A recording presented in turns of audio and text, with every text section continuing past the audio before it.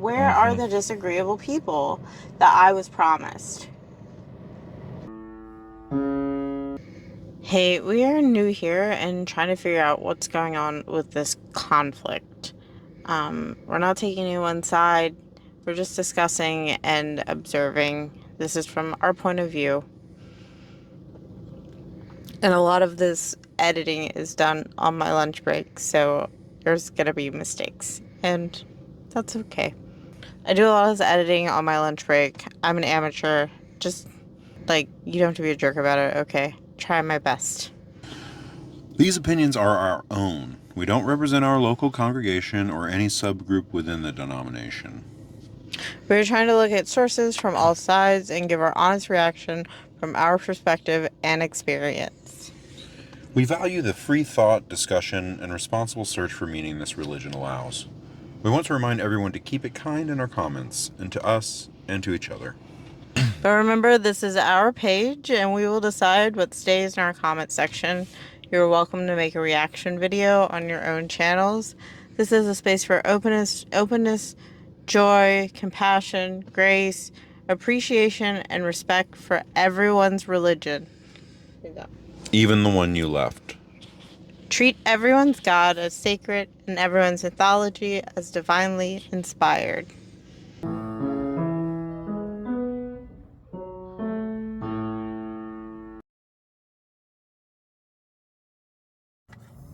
In this episode, we're reacting to a podcast called Embrace the Void. I've never heard it before, but I just went to Spotify and searched Gadfly, and I found this episode.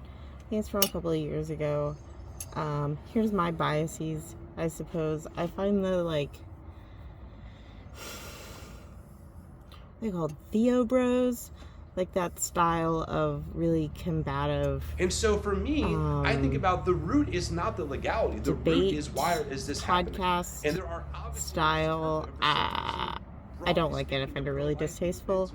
So that's part of my reaction. Is just, I don't. But those statistics, I'm kind of thinking to myself, I don't like that style of argument. If 99%, it really assumes for the audience that we're all on the same page. But I've never heard this guy's podcast before, so I don't really know what page he's of them are on. 95% are what you just described. You go to the doctor, they say the baby's we're just cutting to the part where not clearly not going to make some protests that the Gadfly paper book cited from a different book called The Coddling of the American Mind. The Coddling of the American Mind By Jonathan Haidt. Jonathan Haidt is also, I find to be an annoying person, so I don't like him either. I think that we can sift through and find the ideas and the motivations and actually what actions are going to be taken in the real world in response to these ideas. We're hearing a lot of stuff for the first time, just kind of reacting off the cuff, so enjoy, be nice. Understanding of those events and how you think that embodies safetyism as you understand it as a concept? Well, I think that as I remember that section of the book and that story of, that was based largely on the reporting and coddling of the American mind, Milo Yiannopoulos was invited by some group at the university to speak. His presence caused quite a bit of consternation. Reportedly, around 1,500 people were involved in some sort of protests that shut down that event, but also led to some instances of violence that were fairly disturbing. Somebody who was videotaping it with his phone, who was himself a liberal, was beat up. Reportedly, another person, while being interviewed with a red MAGA hat on, was maced in the eyes. These sort of things that occurred. Now, obviously, we can't blame 1,500 people for the actions of the three people that I use as anecdotes based upon the information in that story. You guys just want to be heroes so bad, and crusaders, and experience hardship, and like, I'm telling you, you don't. Stop wishing to experience hardship. Oh, it's the worst. Hardship? Don't recommend no it. Thanks. I'm sorry your life isn't interesting or whatever, and you need to like police everyone else, but there's a lot of ways your what life. What a joy that your life isn't interesting. Mm-hmm. What a blessing that many don't have. That was like that woman. Sorry.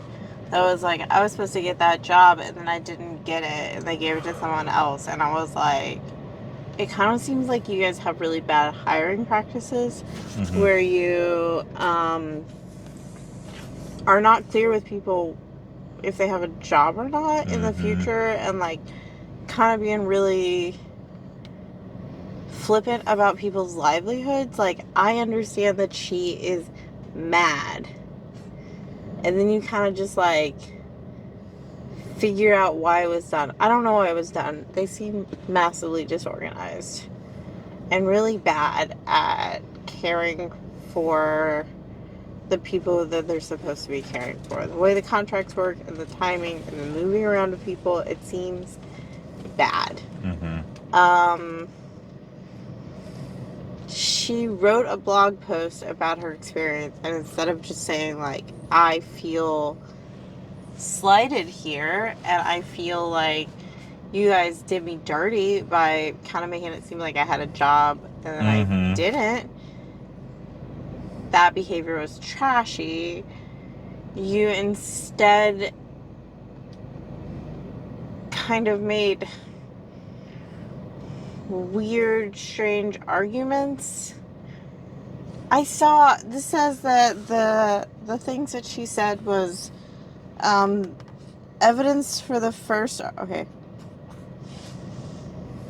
The other side, which remained mostly muted, if not suppressed, wonders if the decision was based on the prospective employee's qualifications rather than her race, and if the unexpected appropriation of the term white supremacy to describe the UUA culture is an extreme.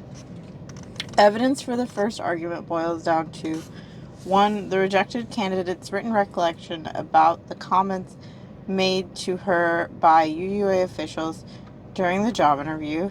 2. Her own assertion that she was qualified for the position. 3. As well as a statistical data indicating the predominantly white staff already occupying leadership position within the organization. There was no hard evidence. I saw that. That was not good. What? She made like a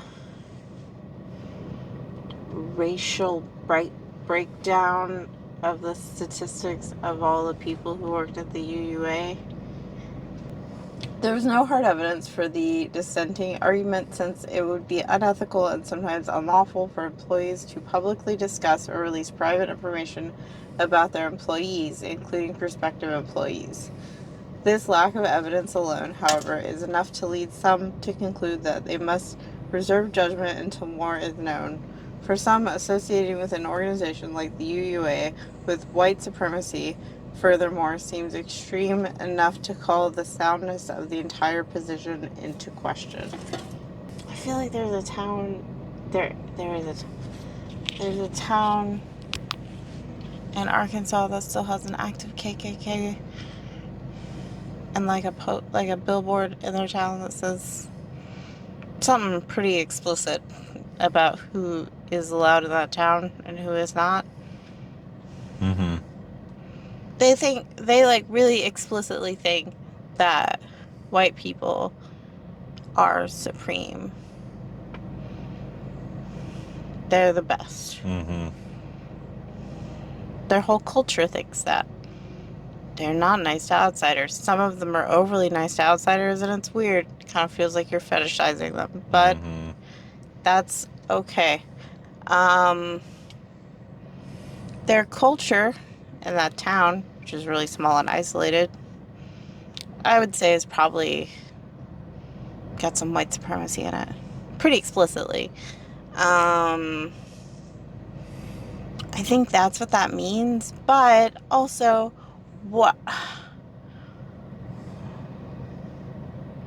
what's the point? Like, what are you doing?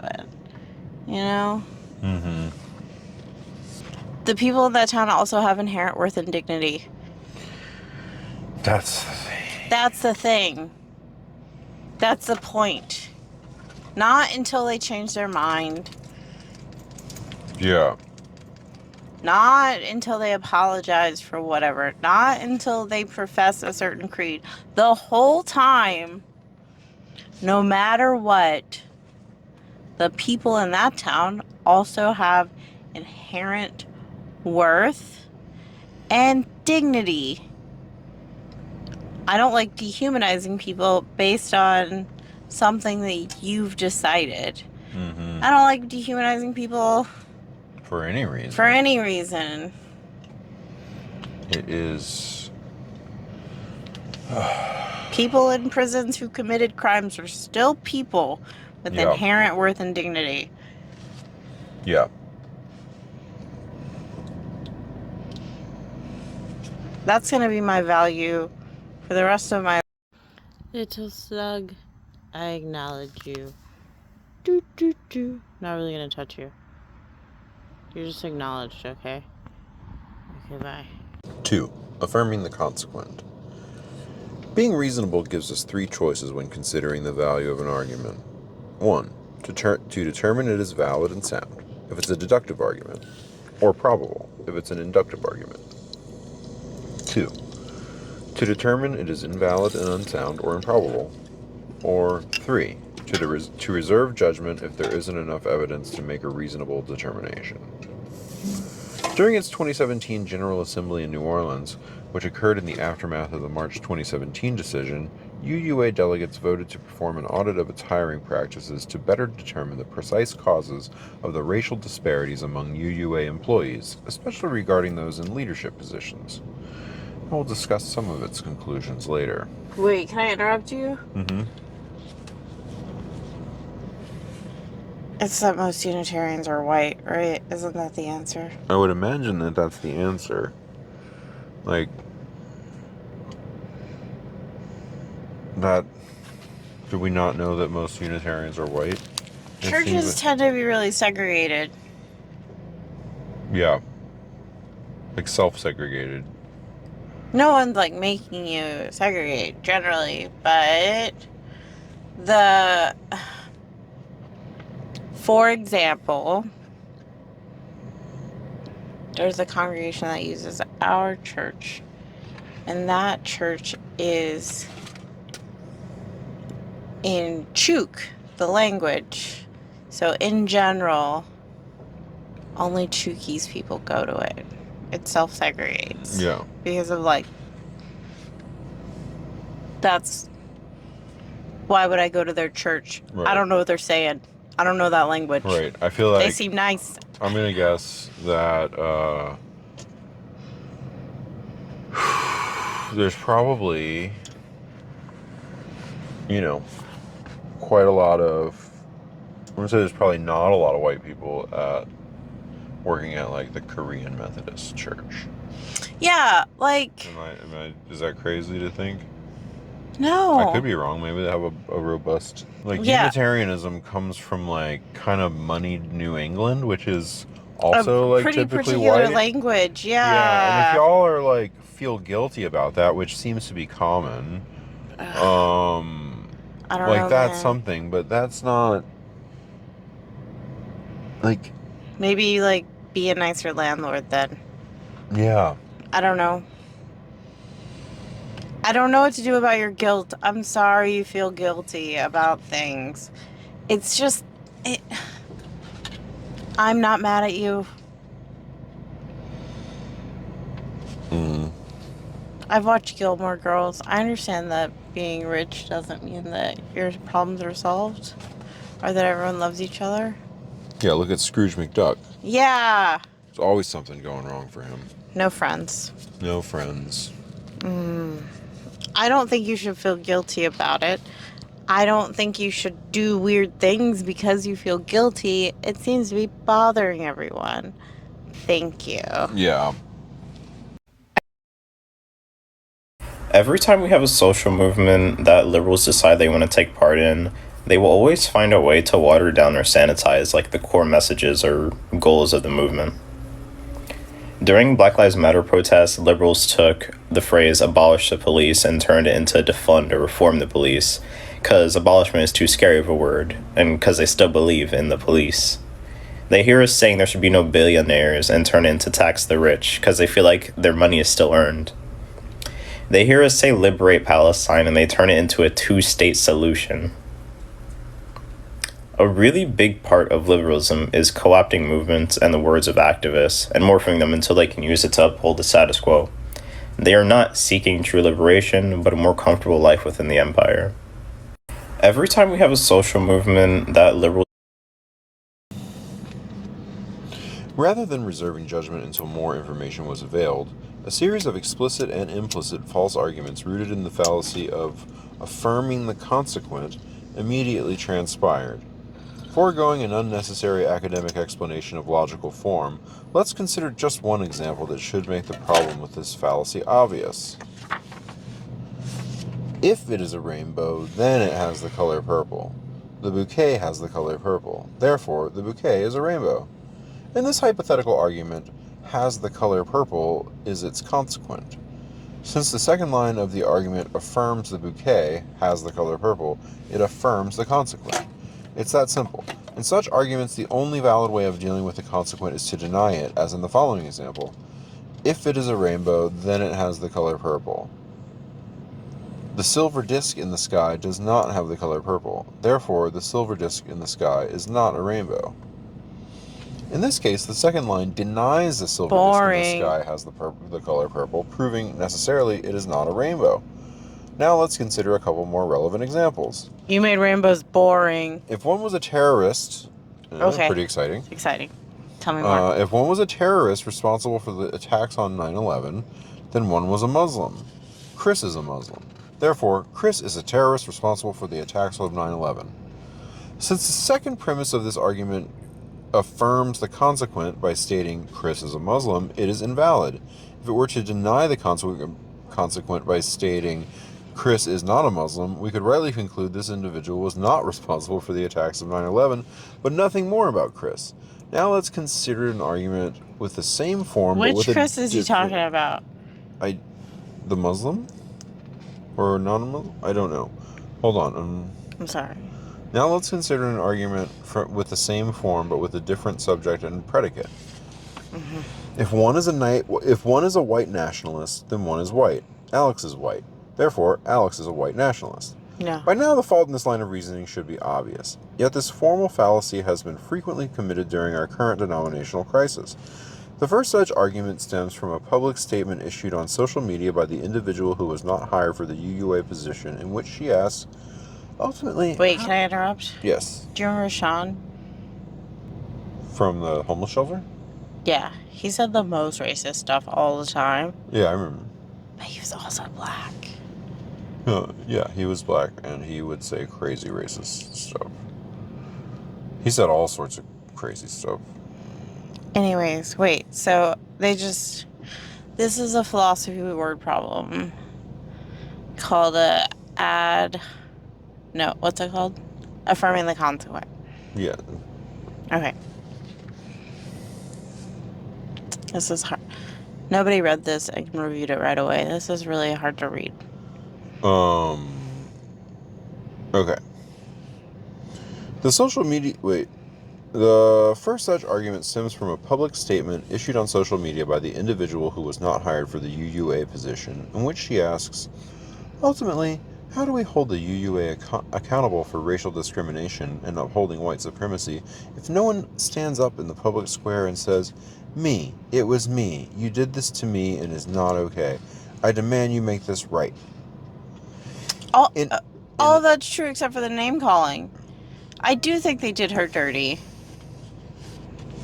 I think they told her that she had a job and she thought she had a job and then they gave it to someone else. Yeah, which is just like, maybe a lot of people just kind of brush past that because it's such a normal thing, but it's like, the fact that it's a normal thing is part of the reason why we're like fighting to bring unions back in this country. Yes. And it's because employers are terrible, and the hedge funds that are taking over everything treat everything as a number, and it's a number that only goes one way, and it's not your way. Okay, keep reading. That's really good. In addition to committing a fallacy of presumption with a complex, alt-loaded question, hiding a statement within a question, this statement affirms the consequent by insinuating that not getting the position is enough to prove her point. And understandably painful and personal as the matter obviously is for this individual, being reasonable also requires us to consider the truth value of her statement, especially given its impact on her denomination. To allow ourselves to be solely convinced by our sympathies, however, is itself a kind of logical fallacy called ad misericordiam, appeal to pity.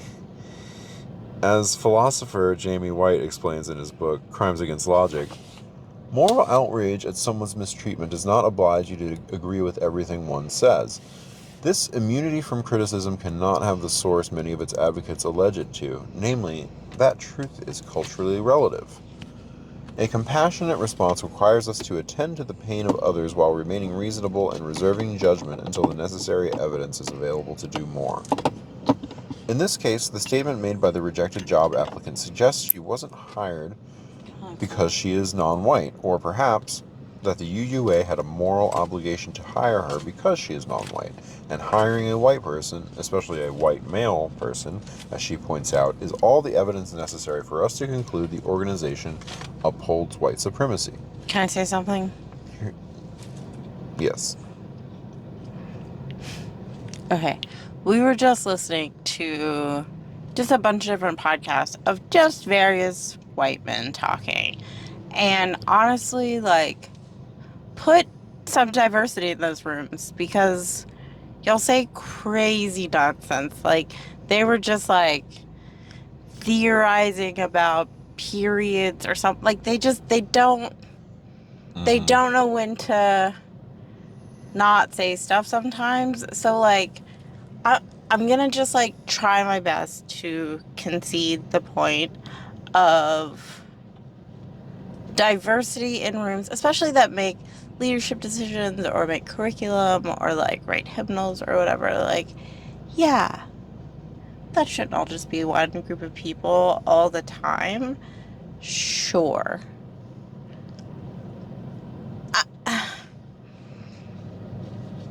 I don't know how causing a stink and name calling gets us to more diversity in the room. Because then they're making a decision based on shame or guilt again, instead of hey, things are better if more people are in the room and more people have a seat at the table. The things we make and the things we do wind up better. But if they're oh my gosh, this will appease you, then I think that's the thing that I've run into here and with other stuff is what will this appease you and make you feel better? And I'm yeah, no, I want you to solve the problem I brought up in the first place. Yeah.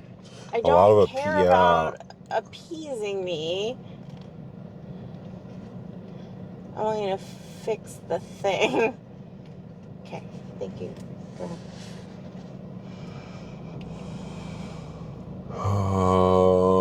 Here's how the argument looks in logical form. If it upholds white supremacy, then it doesn't hire non-whites for leadership positions. The UUA didn't hire a non-white for a leadership position. Therefore, the UUA upholds white supremacy. As I presented it, this argument is another example of the fallacy of affirming the consequent. Around the world, societies have developed different criteria for discriminating against others. For some it has been economic class, for some it has been caste, for some religion. And here, in the U.S., such discrimination has largely been... I'm listening. Sorry. This is really difficult to read, so... I think. Yes. And then we could put this down. That's Yeah, enough. That's it's enough. in a Thank you. little, I feel like I understand it it now. goes I on feel like like this. it goes on like this. I think maybe the point is that nobody read this right away. There's no way anyone like. This is If you read really this hard. and somebody said like, "Oh yeah, I read that," and No, you didn't. like the day it came out, No, you didn't. liar. Your pants are on fire. I mean, it's 3 essays. It's short, but it's pretty dense. I'm not reading any of the footnotes here too. Like, there's a lot of footnotes. That's a pretty comprehensive. That's a little inside joke that we have. That's how it works all the time. There's no social safety net in this country. We need each other. Stop being buttholes. Yeah, so it's really, if you actually know anything about the way social services are set up in this country, they're actually like, it's difficult to see them as anything other than designed to fail. Like, designed to keep people poor. Because you have to be just destitute to be able to qualify for any of the services in the first place. It's a very... like iron. And yet even in this instant of instinctive reverence, I cannot feel that they were poetical enough, that is, childish enough to make a revolution. They had all the audacity needed for speaking to the despot, but not the simplicity needed for speaking to the democracy. They were always accused of being too bitter against the capitalist, but it always seemed to me that they were quite unconsciously, of course, much too kind to him. They had a fatal habit of using long words, even on occasions when he might with propriety have been described in very short words. And they called him a capitalist when almost anybody in Christendom would have called him a cad, and cad is a word from the poetic vocabulary, indicating rather a general and powerful reaction of the emotions than a status that could be defined in a work of economics. The capitalist, asleep in the sun, let such long words crawl all over him like so many long, soft, furry caterpillars. Caterpillars cannot sting like wasps, and in repeating that the old Marxians have been perhaps the best and bravest men of our time, I say also that they would have been better and braver still if they had never used a scientific word, and never read anything but fairy tales.